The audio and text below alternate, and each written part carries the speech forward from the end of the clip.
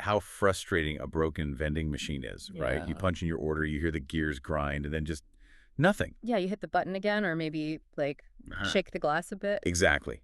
But your snack is just stuck there. And, well, when it comes to prayer or supplication, a lot of us treat it exactly like that broken cosmic vending machine.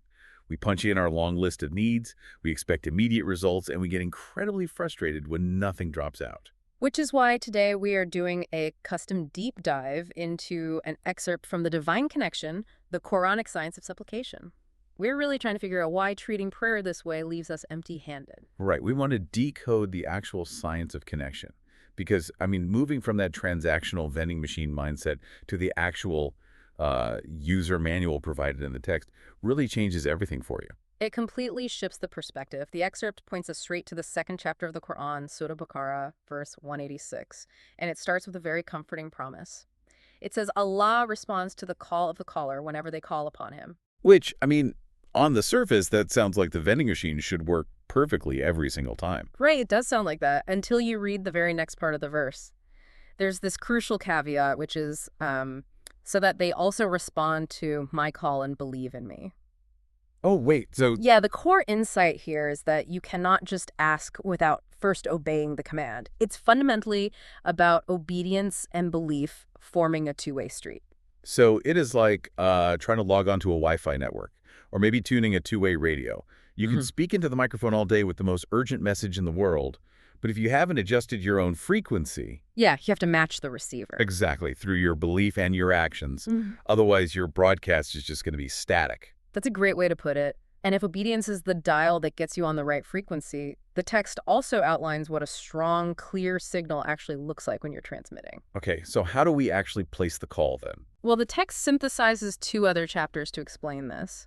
First, Surah Araf, verse 55, emphasizes calling upon your Lord with humility and in secret. Which makes complete sense psychologically, right? Calling in secret removes the performance aspect of it. Exactly. You aren't doing it for an audience. Right. You are stripping away your ego, which the text implies is the actual mechanism that builds a direct connection. Yeah, the ego gets in the way.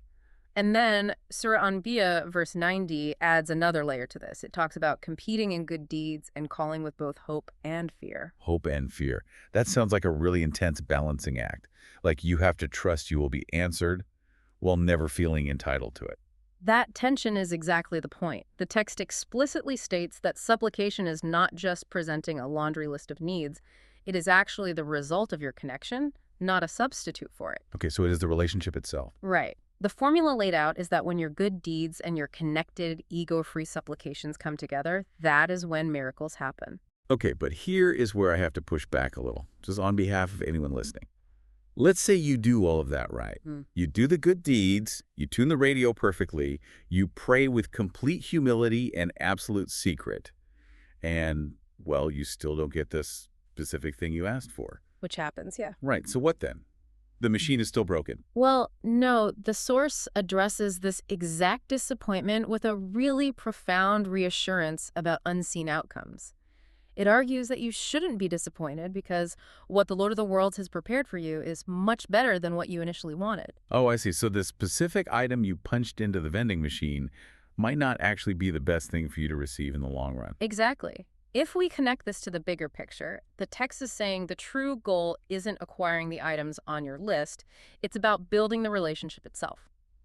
The passage reminds the reader that Allah is closer than your jugular vein. Closer than your jugular vein. Notice it doesn't say, like, closer than your heart or closer than your mind. Right, it is very specific. It uses the exact vessel that sustains your life from moment to moment. It means the connection itself is your lifeblood, not the physical things you're asking for. Yes, and when you realize that closeness and connectivity is the actual goal, the frustration of the unanswered request completely devolves. The act of asking is what keeps you connected to that lifeblood. Wow. So if the true science of supplication isn't about, convincing the universe to drop out exactly what you want, but rather preparing yourself for something far better, how does that change the very next request you make in secret?